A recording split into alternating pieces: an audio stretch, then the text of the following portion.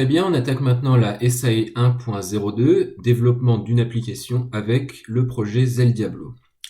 Dans ce projet, il s'agissait à partir d'un moteur de jeu qu'on nous a fourni, de créer une interface graphique qui consistait en un labyrinthe, et à partir de cette interface graphique, d'y implémenter des fonctionnalités par itération successive. En termes d'organisation, nous étions en groupe de 4. Nous sommes répartis le travail de manière assez équitable, même si c'était un peu difficile au début, car toutes les tâches sont liées entre elles. Personnellement, je me suis penché sur la réalisation des diagrammes de classe, mais j'ai également programmé certaines méthodes de l'implémentation et des tests.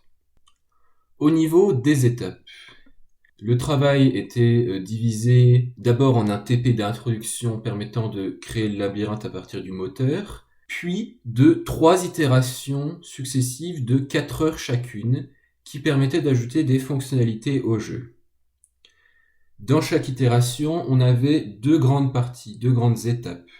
D'abord une partie conception où on choisissait les fonctionnalités à implémenter et ensuite on réalisait les différents diagrammes, donc diagrammes de classe, diagrammes de séquence, qui permettaient de visualiser la manière de programmer et le comportement du programme.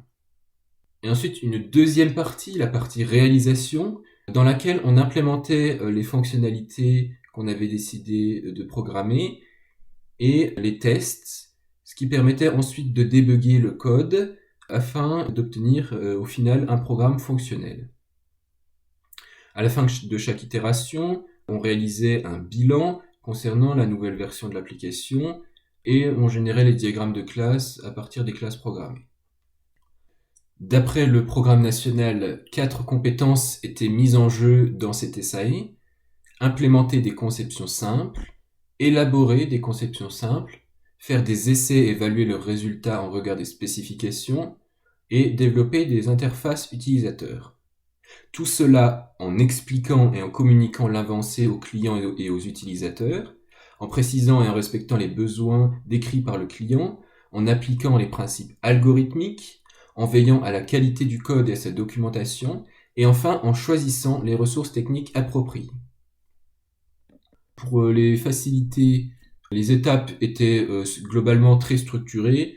On était libre de choisir les fonctionnalités qu'on souhaitait implémenter, mais le schéma de réalisation étant très structuré, cela créait une habitude de travail. Et par contre, on a eu quelques difficultés pour se répartir le travail de façon homogène, puisque comme je le disais précédemment, toutes les tâches étaient liées entre elles. Et ça pourrait donc constituer un axe d'amélioration. Finalement, il s'agissait d'un projet centré sur la conception objet, mais qui nous a permis de faire un premier gros projet avec une interface graphique. Vous trouverez ci-contre un lien vers le dépôt Git correspondant au projet, ainsi qu'une démonstration vidéo du fonctionnement du programme.